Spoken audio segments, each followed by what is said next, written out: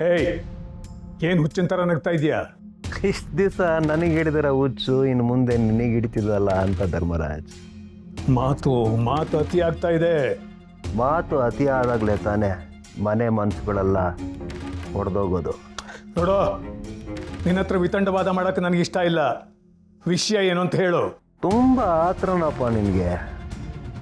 ಸರಿ, ನಿನಗೆ gift box ಕಳಿಸಿದ್ದೆ, ಸಿಕ್ತಾ? ಯಾವ ಗಿಫ್ಟ್ ಬಾಕ್ಸು? ಈಗ ಹೋಗಿ ನೋಡು, ಗೊತ್ತಾಗುತ್ತೆ.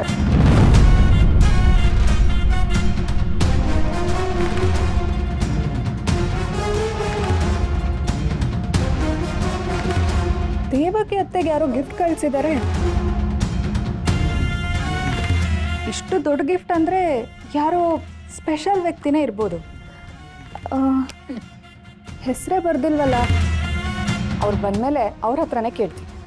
ಶೋಭಿ, ಏನದು?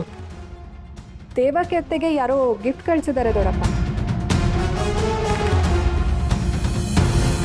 ಅದನ್ನ ನನ್ನ ಕೈಗೆ ಕೊಡು, ನಾನೇ ದೇವಕ್ಕೆ ಕೊಡ್ತೀನಿ. ಪರವಾಗಿಲ್ಲ, ಅವ್ರು ಬಂದಮೇಲೆ ನಾನೇ ಹೋಗಿ ಕೊಡ್ತೀನಿ.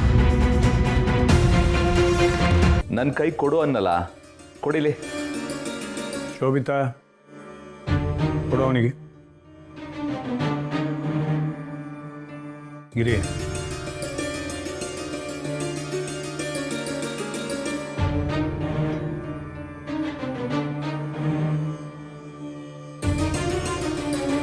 ಶೋಭಿ, ಯಾಕೆ ಹೀಗೆ ನಿಂತ್ಕೊಂಡಿದ್ಯಾ?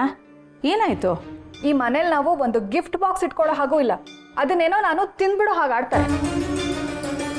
ಗಿಫ್ಟ್ ಬಾಕ್ಸಾ? ನಿನಗೆ ಬಂದಿತ್ತಾ? ಅಯ್ಯ, ನನಗೆ ಯಾರಮ್ಮ ಗಿಫ್ಟ್ ಕೊಡ್ತಾರೆ?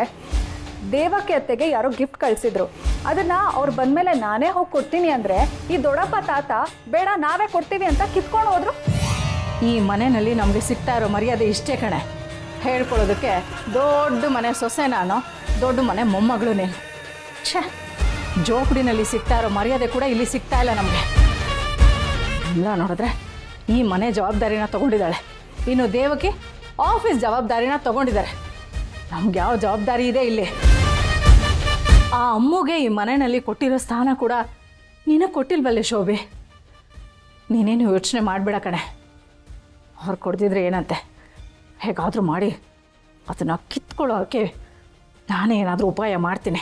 ಹೌದಮ್ಮ, ಆದಷ್ಟು ಬೇಗ ಈ ಮನೇಲಿ ನಮ್ಮ ವ್ಯಾಲ್ಯೂ ಏನು ಅಂತ ಗೊತ್ತಾಗಬೇಕು.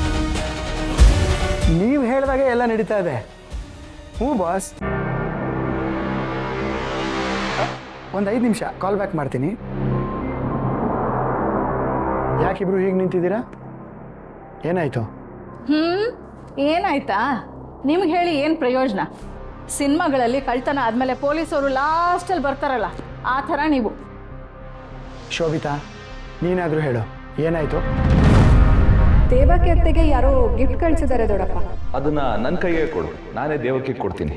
ಪರವಾಗಿಲ್ಲ, ಅವ್ರು ಬಂದಮೇಲೆ ನಾನೇ ಹೋಗಿ ಕೊಡ್ತೀನಿ. ನನ್ನ ಕೈ ಕೊಡು ಅನ್ನಲ್ಲ, ಕೊಡಿಲಿ. ಶೋಭಿತಾ, ಕೊಡು ಅವನಿಗೆ. ಅದರಲ್ಲಿ ಏನೋ ಇಂಪಾರ್ಟೆಂಟ್ ಇತ್ತು ಅನ್ಸುತ್ತೆ, ಅದಕ್ಕೆ ತೊಗೊಂಡು ಹೋಗಿದ್ದಾನೆ. ಹೋಗ್ಲಿ ಬಿಡು. ಮುಖ್ಯವಾದದ್ದಂದ್ರೆ ಏನಿರ್ಬೋದು? ಈಗಲೇ ವಿಷಯನ ಅತ್ತೆಗೆ ಹೇಳ್ತೀನಿ.